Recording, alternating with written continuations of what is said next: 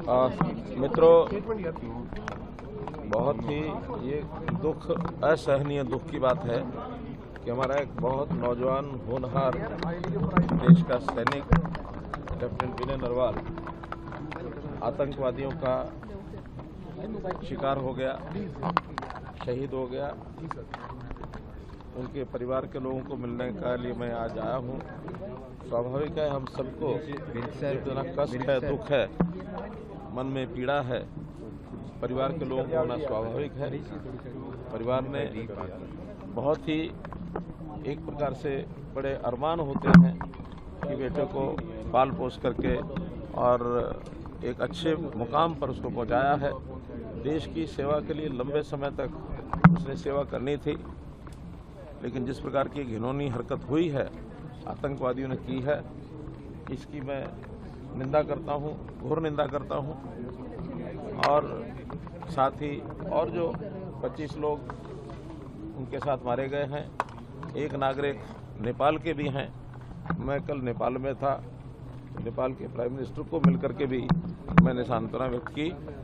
नेपाल के prime minister और भारत के प्रधानमंत्री मोदी जी की बातचीत भी हुई है और वो भी चिंता में थे कि इस प्रकार के जो टूरिस्ट हैं उनको सुरक्षित अगर नहीं कर पाएंगे तो काफ़ी कठिनाई आएगी, क्योंकि टूरिज्म चाहे भारत हो, नेपाल हो, भारत का हिस्सा कश्मीर हो अथवा अन्य प्रदेशों में टूरिस्टों का आना जाना लगातार रहता है।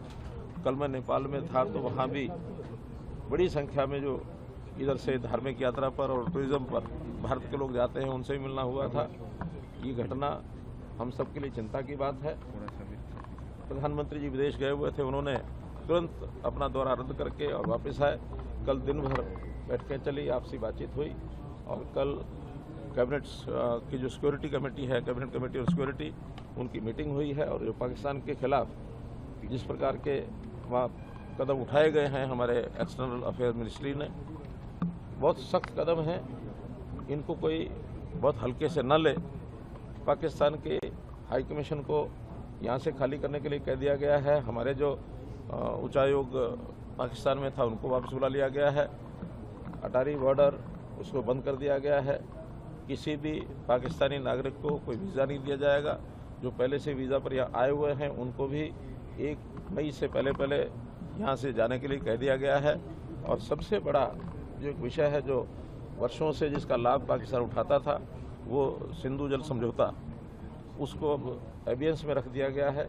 और अब कम से कम पाकिस्तान इसको हल्के में न ले। और अगर पाकिस्तान ने अभी भी इस प्रकार की कोई गतिविधि का कोई संकेत दिया तो फिर पाकिस्तान का मैं समझता हूँ उसको भारी एक नुकसान, ऐसा भारी खामियाजा भुगतना पड़ेगा। आज दुनिया के देश इस मामले में आतंकवाद के खिलाफ हमारे साथ खड़े हैं और किसी प्रकार की कार्रवाई आतंकवाद को दबाने के लिए, इन घटनाओं का बदला लेने के लिए भारतवर्ष को जो करना होगा ज़रूर करेंगे। प्रधानमंत्री जी, हमारे रक्षा मंत्री, हमारे विदेश मंत्री सब इस पर बहुत बारीकी से नज़र रखे हुए हैं। और आज all party meeting Rajnath Singh ji की अध्यक्षता में वो भी हो रही है। सभी पार्टीज़ के लोगों ने इस घटना को कंडेम किया है और मैं समझता हूँ देश एक है, मजबूत है। सारे देश में इसका जो रोष है वो प्रकट हो रहा है। एक विषय और जो नई बात ध्यान में आई है कि अभी तक आतंकवाद के खिलाफ कश्मीर के लोग नहीं दिखाई देते थे, लेकिन पहली बार ये भी है कि कश्मीर के लोग आतंकवाद के खिलाफ आज बोले हैं। यानी कल उनके बाजार भी बंद थे। आगे से आतंकवाद को कश्मीर के लोग भी सहन नहीं करेंगे। कश्मीर पुनः शांति के रास्ते पर, जैसे काफ़ी समय से 370 हटने के बाद आया है, उस रास्ते पर ही बढ़ेगा। और ऐसी गतिविधियों को हम हर कीमत पर रोकने का प्रयत्न करेंगे। आप भी कुछ ऐलान कर रहे थे।